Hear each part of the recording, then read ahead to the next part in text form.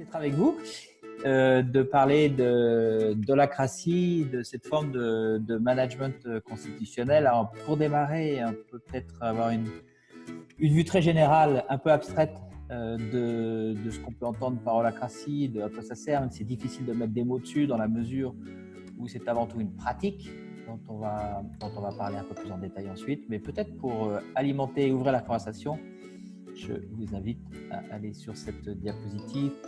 Et on pourrait dire, les gens qui me demandent ce que c'est qu'holacratie, c'est très difficile à expliquer. Le plus souvent, je dis un truc du genre, c'est un ensemble cohérent d'outils de management et de self-management qui aident à la responsabilisation de celui qui fait et à la coopération de tous autour de règles du jeu communes et le tout, bien sûr, au service de la raison d'être. Donc, c'est très dense, très épais, très abstrait.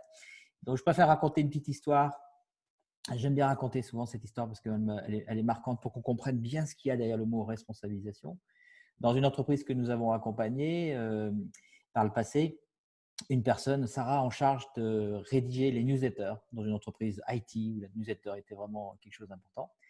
Et donc, cette personne rédigeait la newsletter et puis elle avait un rédacteur en chef.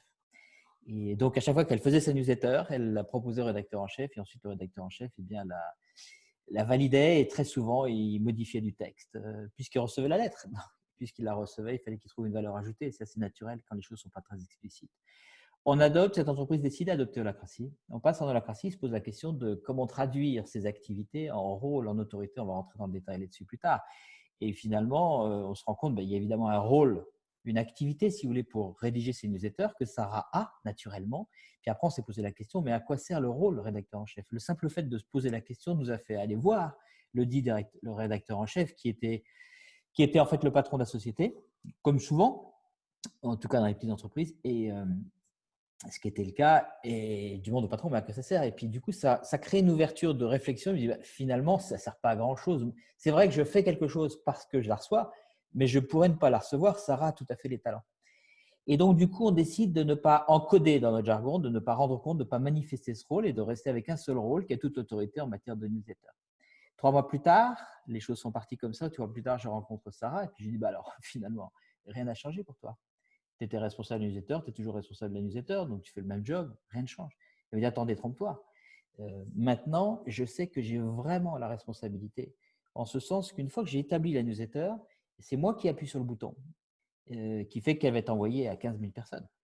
Et j'ai plus quelqu'un derrière qui va changer. Et c'est vrai qu'avant, comme je savais que mon texte allait être modifié, c'est vrai que je n'y mettais pas beaucoup de bande passante, pas beaucoup d'intérêt, pas beaucoup de motivation. Donc, mon job a changé du tout au tout. Alors, cette histoire, parce que je trouve qu'elle est très parlante, souvent les gens pensent qu'on est responsable. Il y a plein d'entreprises qui me disent oui, oui, nous, on responsabilise les gens. Et en fait, il y a toujours et très souvent un mécanisme de validation ou d'approbation derrière. Donc, tant que dans une entreprise, vous avez un mécanisme de validation ou d'approbation, qui fait que vous allez demander une validation d'approbation à quelqu'un, alors on pourrait dire qu'il y a une marge de manœuvre colossale en termes de responsabilisation. Une deuxième petite histoire pour accompagner un autre morceau que je rajoute là, holacratie, ça permet aussi, en tout cas, ça vise à développer, à aligner les talents et les ressources qui sont disponibles pour que l'ensemble de l'organisation manifeste davantage sa raison d'être. On va en parler juste après. Et là, je vais vous raconter une autre histoire d'une personne, Dominique, qui était surchargé, limite burn-out. Et puis, donc, dans une entreprise qui adopte l'holacratie, pareil, même activité, on va voir cette personne, on demande qu'est-ce qu'elle fait comme travail, etc. On l'écoute. Et en l'écoutant, on se rend compte qu'en fait, elle a une quinzaine de rôles, 15 précisément, et 15 rôles, 15 rôles différents, 15 activités différentes, mais qu'elle ne voyait pas parce qu'elle n'avait pas d'outils pour rendre compte. Elle avait une fiche de poste, mais une fiche de poste avec plein de trucs qui s'étaient augmentés au fil des années, force de récupérer des activités de droite et de gauche.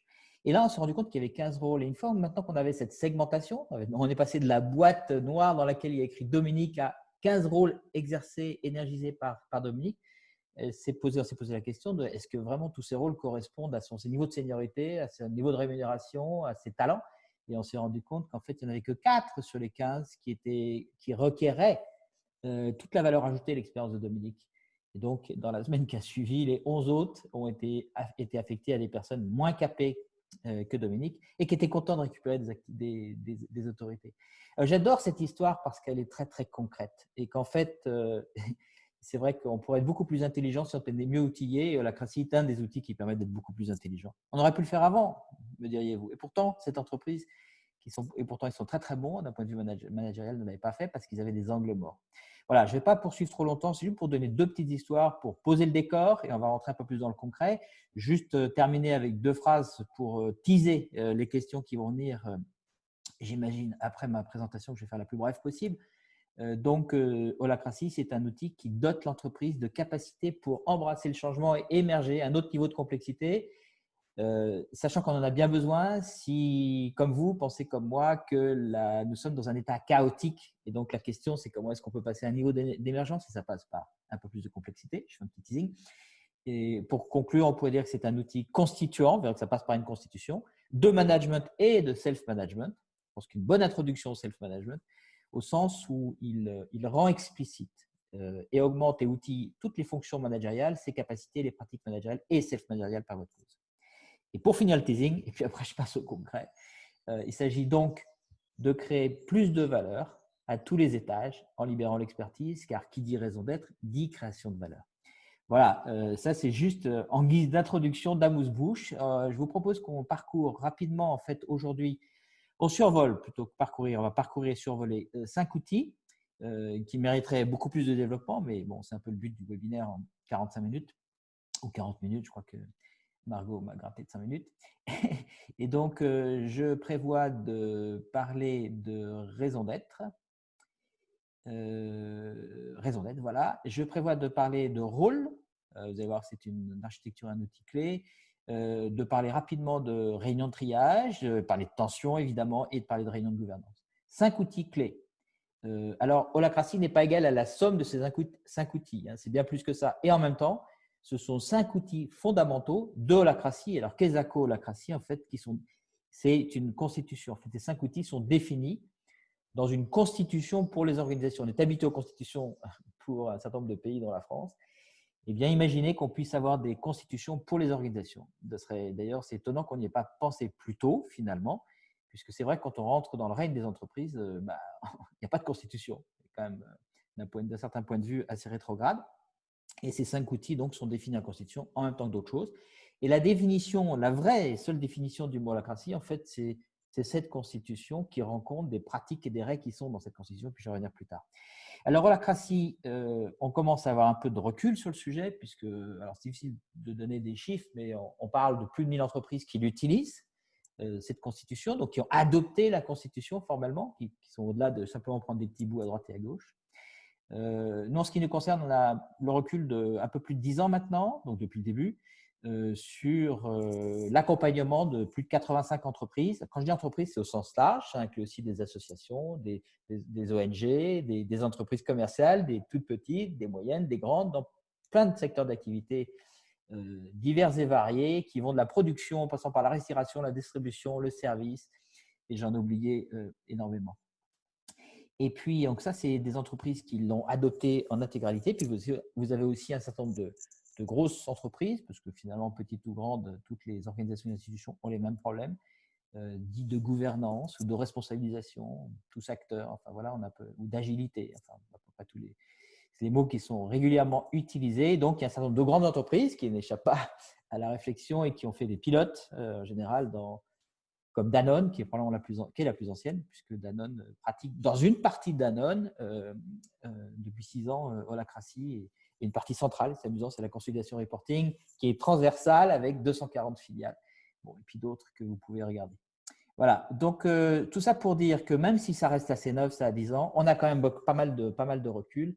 Et nous, en ce qui nous concerne, on a pu suivre la plupart des entreprises dans le temps. Et donc, on s'est parlé d'entreprises qui ont 8 ans, 7 ans, 6 ans de pratique.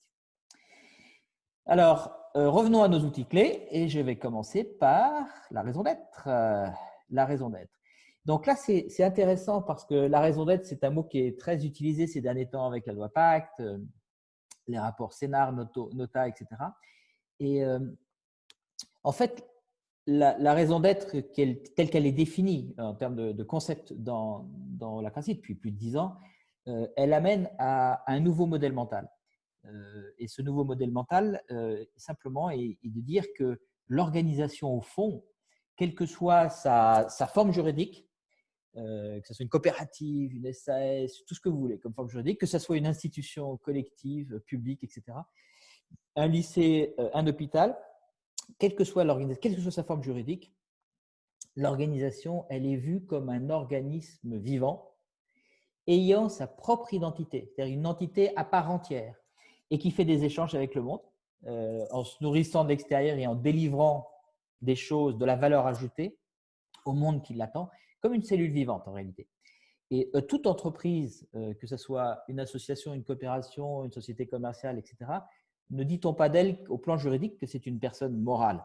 Et chaque organisation, encore une fois, entreprise, association, institution, est vue comme étant une entité, une organisation qui possède une énergie qui lui est propre et qui la fait évoluer vers ce qu'elle aspire à être. Alors, c'est un peu ésotérique ce que je dis, mais ce qu'elle aspire à être, à exprimer dans le monde. Et on appelle ça la raison d'être, mais si je m'arrête là, on risque de confondre avec le mot tel qu'il est utilisé très souvent. Je vais appeler ça la raison d'être évolutive. Et si vraiment on veut être précis, on pourrait même dire évolutionnaire, au sens que ce n'est pas que la raison d'être, elle évolue tout le temps. C'est que la raison d'être, ça a quelque chose à voir, c'est relatif au processus d'évolution. Et chaque organisation suit un chemin d'évolution qui lui est propre. Voilà le modèle mental qui est derrière ça. Et du coup, voilà. Donc, une organisation est vue dans cette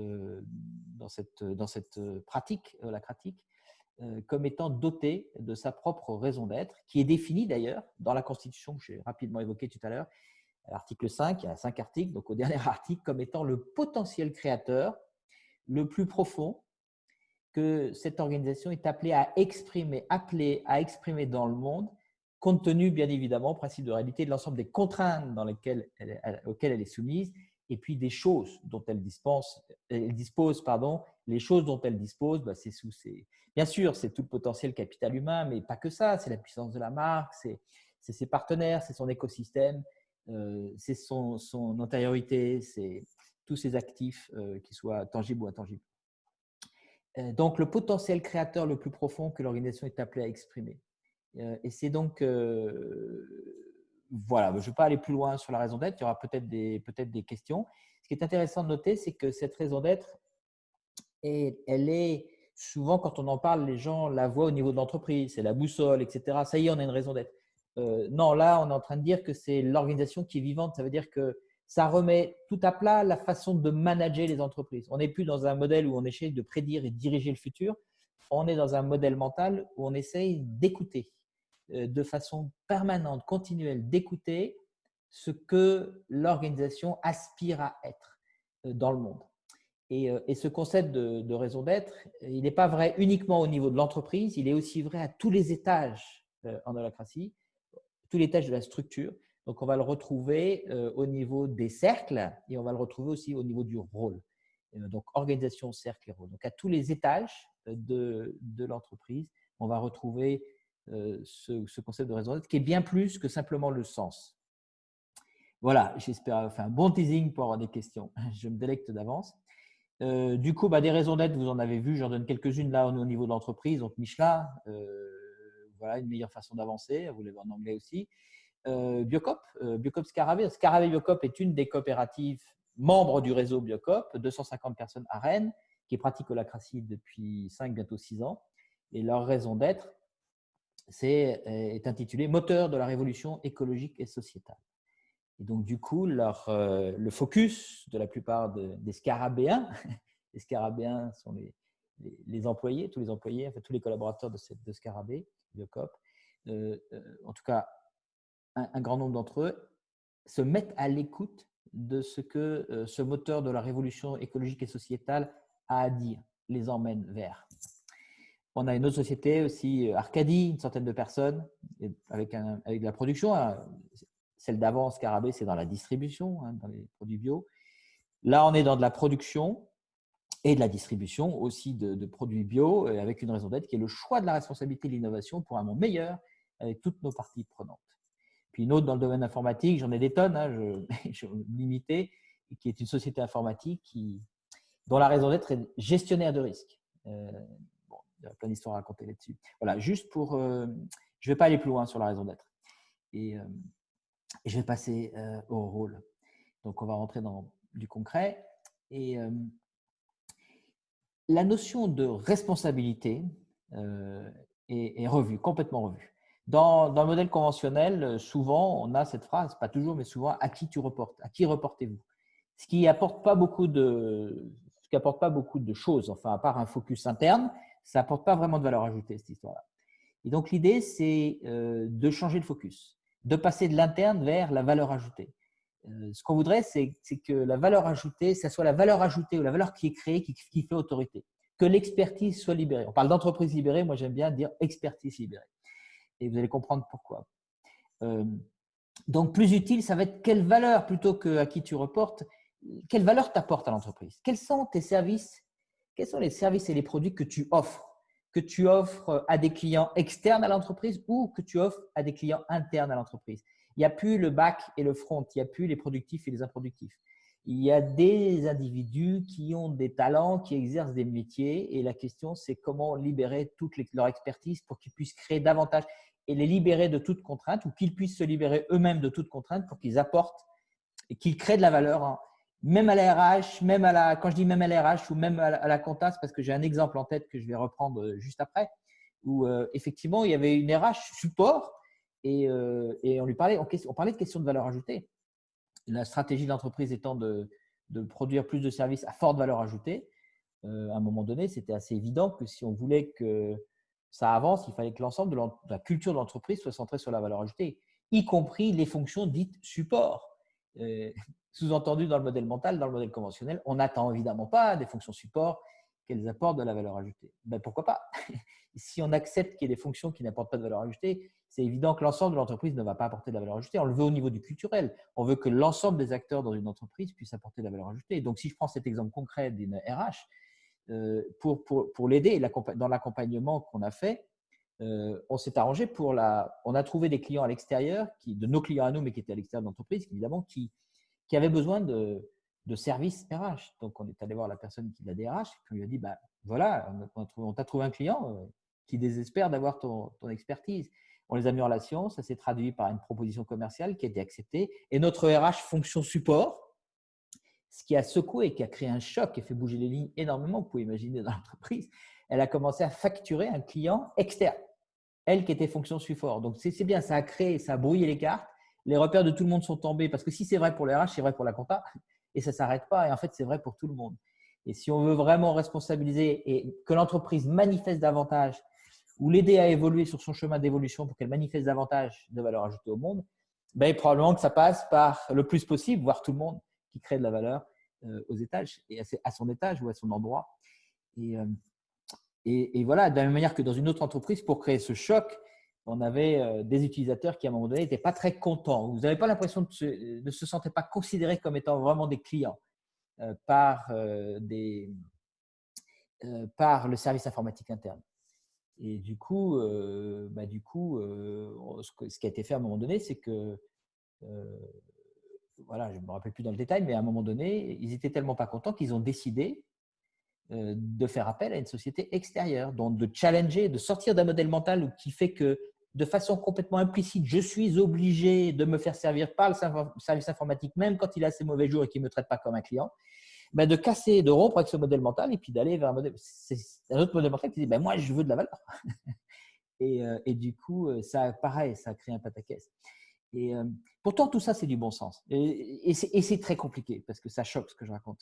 Il y a une autre entreprise dans laquelle qu'on a accompagné, qui est une entreprise de distribution avec un siège, des fonctions support et des magasins. Et à un moment donné, dans notre accompagnement, on a utilisé une phrase qui a choqué, qui était simplement, alors qu'en fait, elle est complètement frappée au coin du bon sens, c'est de dire tous les employés sont payés, donc ils sont salariés, ils sont payés par qui finalement? Alors, ça ne s'est pas fait directement, mais au fond, ils sont payés par les clients qui achètent des produits dans les magasins. Donc, tous les employés qui sont dans les magasins et qui servent et qui sont au service des clients qui viennent acheter pour les aider et pour les conseiller, ben voilà, donc là, on a les employés qui sont dans les magasins qui sont au service des clients externes, si vous voulez. Mais alors, la question qui s'est posée, c'est mais pour ceux qui ne sont pas dans les magasins, ils sont au service de qui?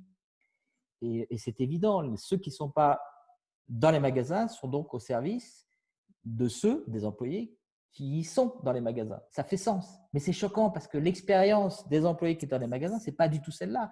Quand ils regardaient le siège ou les fonctions support, ils n'avaient pas vraiment l'impression d'avoir des personnes, des fonctions, des activités qui étaient à leur service, mais plutôt l'inverse. Et pourtant, ça fait sens. Et c'est sûr que ce que je viens de dire est juste une conséquence du modèle pyramidal hiérarchique classique, conventionnel. Du coup, en fait, ce qu'on propose là, ce que Holacracy propose, c'est simplement de voir des activités comme des rôles, des petites entreprises, des mini-entreprises. Par exemple, là, on a, vous voyez sur la droite, vous avez le rôle marketing. Mais le rôle marketing, il pourrait, son job, et là j'ai un cas concret en tête, son job au fond, c'est la valeur ajoutée, parce qu'il ne se posait pas la question, mais à un moment donné, il a découvert que sa valeur ajoutée, c'était de fournir des opportunités ou des leads, des opportunités au service commercial, parce qu'il y a un service commercial par ailleurs, qui lui ne génère pas des opportunités, mais une fois qu'on lui donne des opportunités, il va pouvoir les transformer en contrat avec un ratio de succès, en l'occurrence dans cette entreprise de 30%. Donc, si vous donnez concrètement 100 opportunités commerciales, 100 prospects, si vous voulez, avec une opportunité commerciale au service commercial, en gros, il va signer 30 contrats. Mais avant, ce n'était pas comme ça. On s'est posé la question du fait de l'adoption de l'Holacracy. Avant, ce n'était pas vu comme ça. Le marketing faisait du marketing. Il n'avait pas vraiment le sens concret de qui il servait. Bon, il servait l'entreprise, comme tout le monde. Ça, voilà, on s'entraide et on sert tous l'entreprise, mais ce n'est pas très concret. Et ils se sont rendus compte le jour où l'entreprise, comme un tout, pour des raisons stratégiques, a décidé d'acquérir, de se mettre des objectifs en termes d'acquisition de nouveaux clients. Et là, le service commercial, comme le saut était significatif, moi je veux bien, pas de problème, mais il faudrait que j'ai plus de leads. Et du coup, qui me vient d'aller des leads, des opportunités? Et là, ils ont mis de la clarté sur un truc qui était déjà là, mais qui était un angle mort, qui était diffus, qui était opaque, qui n'était pas clair. Eh bien oui, c'est le service marketing qui est leur fournisseur en matière de… Il ne fait pas que ça, mais c'est le service marketing qui est censé fournir des opportunités, de générer des leads, des opportunités commerciales au service commercial. Et du coup, ce qui était important finalement, c'est de mettre en exergue, de rendre clair cette valeur ajoutée qui est requise. Et bien donc, on a dit, le rôle marketing, finalement, c'est ton fournisseur à toi commerce. Il ne fait pas que ça, mais de générer des leads, des opportunités au service commercial à hauteur d'eux. Vous pouvez même objectiver.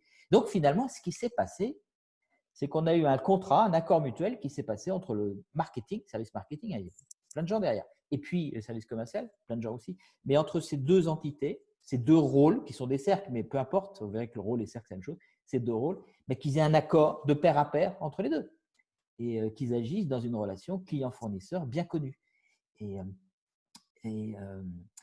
Voilà. Et du coup, ce qui est vrai pour le marketing et la finance est vrai pour les RH, etc. etc. Et l'histoire est assez complexe parce que si on prend les RH a plein de clients et plein de propositions de valeur qui sont sorties aux clients. Il y a les candidats, il y a le marché du travail, mais il y a aussi les collaborateurs, puis il y a aussi les départements qui peuvent demander des recrutements, etc. etc. Et donc, du coup, il y a autant de contrats ou de propositions de valeur ou de redevabilité, d'activités qu'on va mettre sur le rôle. Pour décrire le rôle, en fait, on décrit le rôle par les offres de services qu'il offre à l'ensemble de ses clients, sachant qu'il peut y avoir plusieurs segments de clientèle, que ce soit les RH, que ce soit le marketing, que ce soit la finance, que ce soit le commerce, que toutes les activités d'entreprise sont vues maintenant comme des mini-entreprises. Et donc, toute l'entreprise est vue comme une galaxie de mini-entreprises, comme un écosystème vivant avec des micro-entreprises qui ont des accords de coopération, de pair à pair, des accords mutuels, des offres et des contrats de service qui peuvent évoluer, bien sûr. Et ça, on retombe sur les bases du self-management. Et donc, en période de Covid-19, je pense que c'est l'occasion rêvée pour réinventer le travail, ce que je dis toujours. Et donc, pourquoi pas rêver de créer une culture sur la valeur ajoutée, parce que valeur ajoutée et raison d'être, c'est la même chose. Et identifier chacun des collaborateurs comme une micro-entreprise. L'entreprise serait une galaxie de ces micro-entrepreneurs. Chaque collaborateur, quel que soit son rôle, il peut avoir plusieurs rôles, est responsable et autonome. Il propose des offres à des clients. Ces clients peuvent être internes ou externes et il identifie ses fournisseurs clés parce qu'on n'est jamais que fournisseur. On a des fournisseurs, on est fournisseurs et clients. Et ce qui choque beaucoup quand on accompagne les entreprises, j'en ai une en tête dans ce qu'on est en train d'accompagner à distance. Et les gens, c'est assez facile pour la plupart des personnes de définir ce qu'elles offrent comme travail, donc de se mettre dans une posture de fournisseur, c'est beaucoup plus difficile pour eux de rentrer dans la posture. Oui, mais je suis client, je suis client, évidemment, pour faire mon travail, je dépends d'autres. Ben, les autres, c'est tes fournisseurs qui, pareil, tu vas leur demander des offres de services. Et donc, les relations interpersonnelles deviennent à la fois des relations sociales et des relations professionnelles qui deviennent dans une relation de pair à pair et qui nécessitent une certaine distanciation, ce qui est difficile. Alors, je viens de publier, il est sorti hier une tribune justement sur le sujet. C'est difficile d'être pro à ce niveau de pro. Je ne sais pas si Louis peut la faire passer dans le chat. Et ça nécessite une certaine distanciation que Covid-19 nous aide à faire, donc ça facilite les choses et qui représente, en fait, cette distanciation représente un vrai challenge pour ce type de transformation parce que autant c'est facile d'avoir ce type de relation professionnelle, c'est-à-dire qu'on n'est pas professionnel, mais avec des clients ou des fournisseurs extérieurs, on est habitué à des contrats, etc., à une certaine retenue, une distance. Autant en interne, on a tellement développé la culture, pour des bonnes raisons, on a tellement développé la culture, l'amitié, la camaraderie, je ne sais pas quel mot, chaque entreprise sa culture, que du coup, cette culture qui apporte beaucoup de choses, en même temps est un frein par rapport à ce que je suis en train de dire. Et donc, elle est contre-productive de ce point de vue-là. Ne me faites pas dire ce que je n'ai pas dit. Il faut la garder, cette culture, dans ce qu'elle a de bien. Et en même temps, il faut ajouter. On est dans le et, pas le ou. Ajouter quelque chose parce que si on veut vraiment être au service de la pérennité et de l'évolution de l'entreprise, ça passe par la manifestation davantage de la raison d'être, donc de la création de valeur au monde. Et ça passe probablement par ce que je viens de dire. Donc, c'est un des challenges, on en parlera peut-être aux questions-réponses, s'il y en a, j'adorerais, sur comment est-ce qu'on fait. Donc, l'objectif, finalement, c'est de créer de la valeur, permettre de créer de la valeur à tous les étages, dans toutes ces micro-entreprises. Rien de tel que chacun soit un entrepreneur, que je vais expliquer l'exemple de la RH, qui est frappant. Et puis aussi de rendre explicites les services offerts les uns par les autres. Pourquoi ? Pour limiter la principale source de souffrance dans les entreprises. Alors, ce n'est pas moi qui le dis, c'est un grand théoricien des organisations qui s'appelle Elliot Jaques qui dit que il y a tous des travaux scientifiques qui ont été faits et qui met en exergue que la plus grosse source de souffrance dans les entreprises, ce sont les attentes implicites. Ce n'est pas l'implicite, on a besoin des attentes implicites. Et du coup, puisque c'est les attentes implicites, on inverse la proposition et on dit toutes les attentes devront être explicites de la même manière qu'on connaît bien ça quand on se balade en ville. Tous les magasins chez qui vous rentrez pour acheter des choses, eh bien, ils ont des vitrines. Ça permet de rendre la promesse explicite. Je suis chez le boulanger, oui, je ne vais pas rentrer pour demander des saucisses. C'est évident ce que je dis, mais quand vous réfléchissez bien, ça ne marche pas comme ça dans les entreprises parce qu'on n'a pas de vitrine. Donc, vous voulez le rôle avec les activités qui sont affectées au rôle sont en fait, en quelque sorte, la vitrine. Donc, moi, en tant que fournisseur, voilà ce que je mets. Voilà, si tu rentres chez moi, si tu me demandes, tu peux t'attendre à me demander ça, ça, ça et ça, des croissants, du pain et je ne sais pas quoi, mais pas des saucisses. Voilà pour introduire le sujet. Et donc, à ce stade-là, je devrais éviter la question, mais alors quelle est la différence entre un rôle et une fiche de poste ? Ça n'a rien à voir parce qu'on ne parle pas du tout de la même chose. Donc, si maintenant je focus un peu, je me concentre sur le rôle, voilà un rôle, le rôle-lieu. Le rôle-lieu qui est en charge de… Donc, sa vitrine, là, il a une offre de service. Si vous allez voir le rôle-lieu, il a une offre de service qui est de rechercher pour vous, de sélectionner, de contracter avec des lieux pour les événements que vous souhaitez organiser. Donc, des salles, je ne sais pas quoi. Donc, voilà l'offre de service. Un peu une agence. Ce rôle, il pourrait très bien être externalisé à l'entreprise. Il se trouve que dans le cas d'espèce, il est dans l'entreprise. Mais tout ça, c'est qu'une question de frontière juridique. Ça n'a pas tellement d'importance. La question de la création de valeur échappe aux lois des membranes juridiques. Vous comprenez ce que je suis en train de dire. Et on retrouve, ce que je dis tout à l'heure, on retrouve la raison d'être.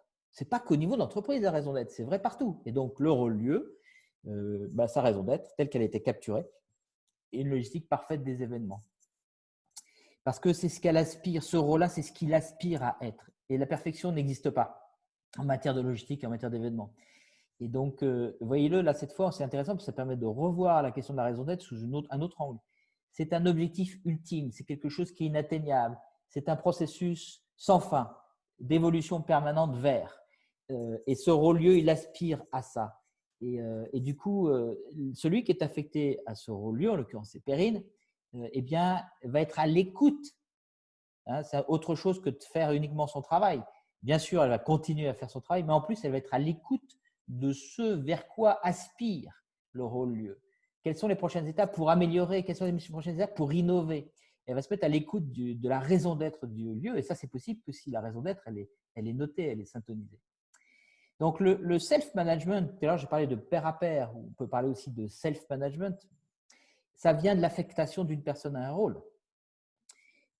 Et donc, Perrine, en l'occurrence, est affectée à ce rôle et Perrine a d'autres rôles dans le même cercle, dans ce cercle-là et dans d'autres cercles. Ce n'est pas la question.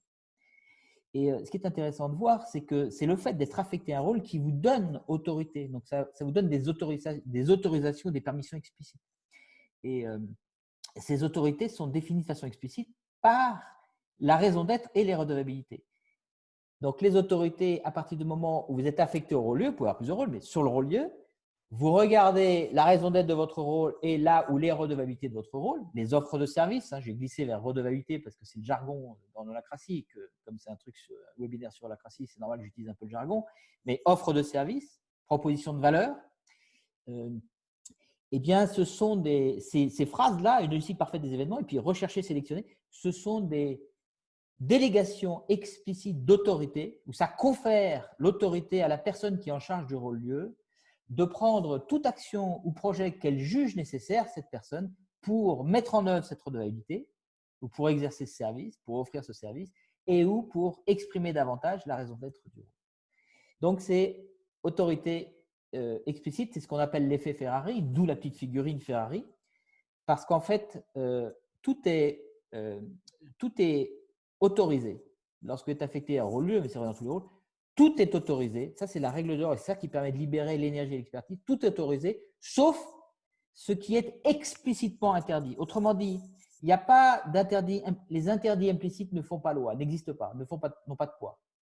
Donc, quand je suis affecté à un rôle, c'est ça qu'on appelle l'effet Ferrari, mais je regarde bien sûr ce vers quoi le rôle aspire à être, je regarde les demandes des clients par rapport à mes offres de services, etc., etc.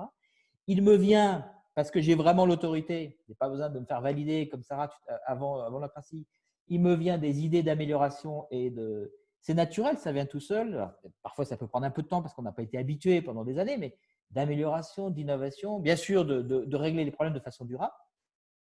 Et à ce moment-là, me viennent des idées d'action et de projet. Et à ce moment-là, la seule chose que j'ai à vérifier pour savoir si si on me permet, on me permet, il y a plus. J'ai juste besoin de vérifier s'il y a des interdits explicites. Et voilà les interdits explicites. Donc, je connais mes autorités et je connais mes limites. Alors, les interdits explicites, c'est par exemple les règles du jeu de la Constitution. On ne peut pas les transgresser. Et c'est aussi, certains, je ne vais pas aller plus loin parce qu'on rentre un peu dans le détail, dans les nuances. J'essaie de rester à un niveau de survol, sinon je ne vais jamais tenir mon timing. Il y a des choses qui sont, par exemple, à contrôler. On appelle ça des domaines, encore un mot de notre jargon, oubliez-le, ce n'est pas très grave. Il y a parfois des activités ou des actifs qui doivent nécessairement être contrôlés. Par exemple, tout le monde ne peut pas avoir accès au compte en banque de l'entreprise, dans la plupart des entreprises. Peut-être dans la vôtre, ce n'est pas comme ça. Mais donc, comment rendre compte de façon explicite que ce truc-là, c'est régulé. Il y a une chasse gardée, c'est contrôlé. Eh bien, on va utiliser le domaine pour ça et donc ça fait partie des interdits. Donc, en gros, quand je suis dans un rôle, s'il y a une action qui me vient, eh bien, avant de la faire, j'ai juste à vérifier s'il n'y a pas d'interdit explicite. Et on connaît ça par cœur dès qu'on sort de mon entreprise. C'est comme les feux rouges. Il y en a de moins en moins avec les ronds-points, mais peut-être pour ceux de mon âge, il y en a encore quelques feux rouges, je plaisante. Mais le principe du feu rouge, c'est ça. En fait, je peux passer tranquillement si le feu est vert. Je n'ai pas de préoccupation à avoir. C'est toute la puissance. Le fait qu'il y ait des feux me libère dans la conduite pour traverser les carrefours. Si je sais que c'est vert, je n'ai pas besoin de faire attention. Si c'est rouge, je m'arrête. C'est la puissance du feu rouge. S'il n'y avait pas de feu, je ferais attention pour passer, ça serait beaucoup plus compliqué. C'est le même principe. Retenez ça, tout est autorisé, sauf ce qui est explicitement interdit. Et dans les interdits, il y a des choses qui ont trait à ce que j'ai dit, puis aussi aux dépenses financières. Mais je ne vais pas rentrer trop dans le détail. Dans le modèle conventionnel, par défaut, tout est interdit, sauf ce qui est explicitement autorisé. Vous voyez, j'ai un peu caricaturé, mais c'est souvent ça. Sauf quand on est dans le quotidien et l'habituel. Mais dès qu'on sort un peu on va faire un peu d'initiative, alors par défaut, c'est interdit, il faut que j'aille chercher une autorisation. Voilà le véhicule, la micro-entreprise, et qui est confié par ce mécanisme qui s'appelle le rôle. Et en plus, il y a des règles de coopération, j'annonçais tout à l'heure, il y a des règles de coopération entre pairs, donc entre des gens qui possèdent des rôles, et celles-ci aussi sont explicites. Quand il y a deux rôles qui se rencontrent, alors ça, c'est écrit pareil, tout ce que je raconte, c'est écrit dans la Constitution. Je ne fais que vulgariser ce qui est écrit dans la Constitution, qui n'est certainement pas un document de lecture facile et fait pour apprendre holacratie. C'est plus un peu comme le manuel du constructeur automobile que j'ai découvert récemment parce que j'avais un problème de voyant dans la boîte à gants de ma voiture, mais ce n'est pas avec ça que j'ai appris à conduire. Donc, dans cette règle de coopération, en fait, il y a un certain nombre de devoirs, de règles du jeu, si vous préférez.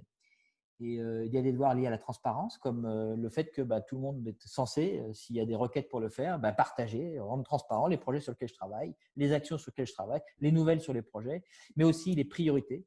J'attends quelque chose d'un collègue, je vais voir le collègue et je lui demande qu'il m'explique ses priorités. Ce n'est pas du contrôle, c'est juste de la transparence, de pair à pair. Je peux aussi demander des projections, des estimations de fin, etc. etc. Il y a ce qu'on appelle des devoirs de priorisation. Je ne vais pas rentrer dans le détail, juste vous donner le goût. Il y a des devoirs de priorisation. Par exemple, celle-là est important, mais il y en a d'autres. C'est que à partir du moment où je suis un acteur dans ce jeu, dans cette pratique, je suis censé donner la priorité au traitement des messages entrants de mes collègues, même sur ce que je suis en train de faire. Ça ne veut pas dire que je m'interromps tout le temps, mais ça veut dire que je fais ça régulièrement. Et ça, c'est important parce qu'il y a des gens qui, souvent dans les entreprises, j'observe, alors ça dépend comment on travaille. Il y a des natures de travail de type flux, et puis il y a des natures de travail où je travaille sur de manière un peu intense, avec beaucoup de concentration.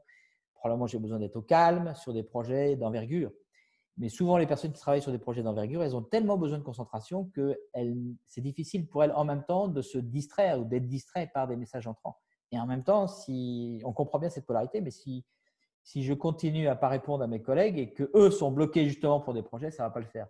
Du coup, il y a besoin de mettre de la clarté sur ça, quand ce n'est pas traité, c'est en général un endroit qui génère des conflits interpersonnels colossaux, de par mon expérience.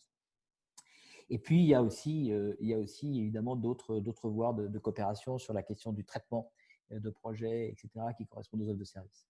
Voilà. Donc, je vous ai décrit le rôle et je vous ai décrit les règles de coopération entre rôles. Ce qui me permet d'avancer et d'aller vers quoi je pourrais aller. L'attention, par exemple. Oui, gagner. L'attention. Le mot tension, vous l'utilisez probablement déjà. Donc, ce dont je vais parler est probablement différent. Une tension est définie et décrite dans la Constitution, dès le début d'ailleurs, à l'article 1, comme étant un écart. Alors, j'insiste là-dessus parce que peu de gens le comprennent comme ça et en soi, c'est un outil, j'espère aussi qu'il y aura des questions là-dessus, c'est un outil qui est extrêmement puissant en termes de développement du leadership. Une tension est définie comme étant l'écart, à condition de le mesurer, l'écart entre, le ressenti en tout cas, l'écart entre la situation que je vis dans l'activité d'un des rôles, par exemple, et ce qui pourrait être. Lorsque je m'amuse à syntoniser ou à me poser la question comment est-ce qu'on pourrait améliorer les choses, ou je regarde la raison d'être et que j'écoute la raison d'être, vous vous rappelez, j'écoute ce vers quoi aspire le rôle, vers quoi il veut aller. Et quand j'écoute ça et qu'en même temps je regarde la réalité, si je fais les deux en même temps, et c'est difficile parce qu'on n'est pas habitué à faire ça, si je fais les deux en même temps, il va se dégager un écart. Cet écart va me donner une énergie, moi collaborateur, enfin, moi être humain tout simplement, parce que l'être humain est un formidable capteur. Le truc, c'est que la plupart du temps, les gens ne font pas ça. Je mets 99%, je n'ai pas fait de stats, mais c'est à peu près mon ressenti. Parce que les gens, soit ils sont collés dans les problèmes et puis ils ne rêvent plus, soit ils rêvent et ils sont complètement hors sol. Alors, on trouve ça, ça dépend de quel niveau vous êtes dans la pyramide hiérarchique, mais on retrouve très souvent ce que je viens de dire. Donc, voilà ce que c'est qu'une tension. Ce n'est pas un problème, une tension. Ce n'est pas un irritant, ce n'est pas un truc qui gratte, ce n'est pas un conflit interpersonnel. Pas du tout. Et probablement que vous mettez le mot tension derrière. Le mot tension, souvent on l'appelle aussi tension dynamique. Le mot tension, c'est rien de tout ce que je viens de dire. C'est la différence, l'écart que vous ressentez entre la situation auquel vous faites face et le rêve que vous avez. En fait, ce n'est pas le rêve que vous avez, c'est la raison d'être évolutive ou ce vers quoi aspire à aller votre rôle, votre cercle ou votre entreprise.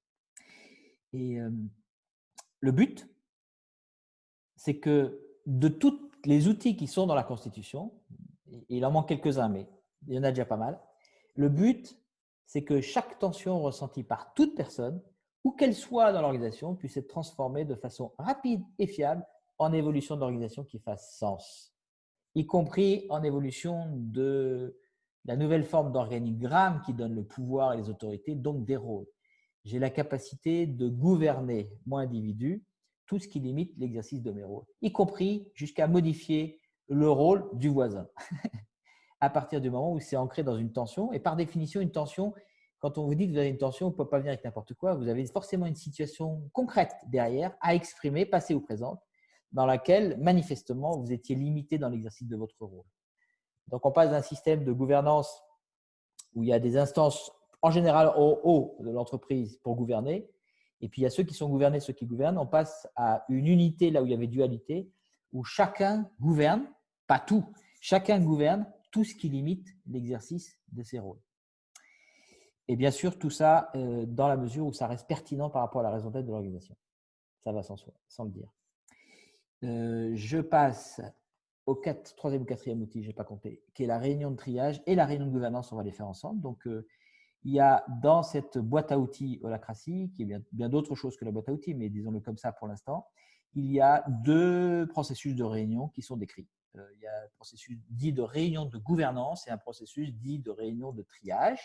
Alors, je vous donne quelques points de repère, ce que je mets est faux, mais c'est juste pour vous donner le goût. La réunion de gouvernance, c'est une réunion qui va avoir lieu peut-être une fois tous les mois, tous les 2 mois, d'1 heure ou 2. Elle est consacrée, c'est une nouvelle réunion, donc qui est consacrée à justement à changer les choses, à changer la façon dont l'échange fonctionne. Par exemple, je vais vous donner une petite histoire qui m'est arrivée, qui était traumatisante à l'époque pour moi, parce que je donnais une formation dans une salle pendant 2 jours. Et dans cette salle, il y avait un grand poteau au milieu, ce qui fait que c'était gênant en fait. C'était gênant pour moi et c'était gênant pour les participants. Donc effectivement, j'étais un peu vénère et donc je suis allé voir la personne qui a réservé le lieu à la sortie de ces 2 jours et puis voilà, on s'est expliqué tranquillement et puis elle m'a dit ouais, ok, j'ai compris. Ben, c'est ce qu'on fait dans le modèle conventionnel. Alors on le fait avec plus ou moins d'émotion. Moi, j'en avais un petit peu quand même parce que ça m'avait bien gavé ce truc-là. Mais bon, c'est dingue parce que c'est un peu archaïque comme processus. Ce que je voudrais, moi, c'est que ça n'arrive plus jamais. Quelle que soit la personne qui s'occupe de réserver les lieux. Je voudrais que ça n'arrive plus jamais. On a appris une fois, donc on a eu cette expérience. Alors, on peut le voir comme un problème s'il peut être répété, mais à partir du moment où on met en place les moyens pour qu'il n'arrive plus jamais, à ce moment-là, moi, j'appelle ça un investissement pour apprendre. Et du coup, c'est comme ça que je l'ai fait. Je suis allé à la première réunion de gouvernance du cercle concerné et j'ai déposé dans l'espace de gouvernance pour modifier la structure d'autorité et j'ai déposé dans le processus. À un moment donné, j'ai pris un point à l'ordre du jour. Je dis voilà, j'ai donné ma proposition. J'ai dit comme proposition, je propose que ça n'arrive plus jamais. Bon, alors évidemment, c'était pas encore bien en forme, mais j'avais pas encore toute la syntaxe qui allait bien. Mais à la fin de mon tour en fait de ce processus-là, ce qui était acté, c'est la modification du rôle-lieu. C'est pas moi qui l'avais, donc j'ai la conséquence du fait que j'apporte un point à modifier un autre rôle, le rôle-lieu en l'occurrence, qui avait juste recherché, sélectionné et contracté avec les rôles-lieux, c'est ça au départ. Et du coup, cette redevabilité ou cette offre de service a été modifiée de par mon expérience client, parce que j'étais client de ce rôle, qui est fournisseur, donc, elle a été modifiée en lui ajoutant à la fin, dans le respect du cahier des charges fourni par le client. Ainsi est née la première version du cahier des charges, qui m'incombait, puisque j'étais client. Et donc, j'ai créé mon premier cahier des charges. J'ai pris une page blanche et puis, j'ai surtout pas procrastiné pour me dire qu'est-ce qu'il faudrait faire pour faire un cahier des charges. Non, non, j'ai mis une ligne, pas de poteau au milieu. Ainsi est née la version 1.0 du cahier des charges qui aujourd'hui, alors les années sont passées depuis, est un document extrêmement bien fait de 15 pages, mais qui n'a jamais été pensé mentalement. Ça s'est toujours ajouté. Puis à un moment donné, il fallait restructurer parce que c'était un peu n'importe comment. Mais ça a toujours été nourri par la réalité. Donc voilà, réunion de gouvernance, ça me permet à moi de gouverner tout ce qui limite le développement de mon rôle. Moi, j'étais formateur, ça crée des problèmes les poteaux. Eh bien, je gouverne moi sans passer par Pierre-Paul Jacques. J'ai juste besoin, avec mes petits bras musclés, d'amener un point à l'ordre du jour qui m'a permis à moi, dans toute ma puissance sur l'organisation, de traiter tout ce qui limite l'exercice de l'ordre, à condition d'y aller à la réunion de gouvernance, évidemment. Voilà ce que c'est qu'une réunion de gouvernance. Alors, je n'ai pas des tonnes de points à chaque réunion de gouvernance, vous comprenez, hein, on ne modifie pas les rôles comme ça tout le temps. Et puis, il y a une réunion de triage. La réunion de triage, alors souvent, ça c'est plus connu dans les entreprises. On a des réunions de synchronisation, des espaces de synchronisation, on partage de l'information, on se met sur la même page.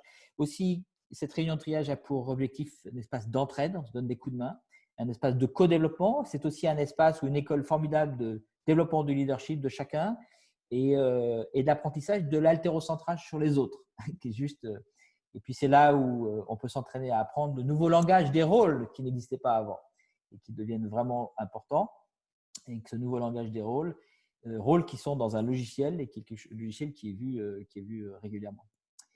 Voilà, et du coup, on va sur des processus de réunion de triage et des processus de réunion de gouvernance, processus clairs qui sont facilités par un facilitateur.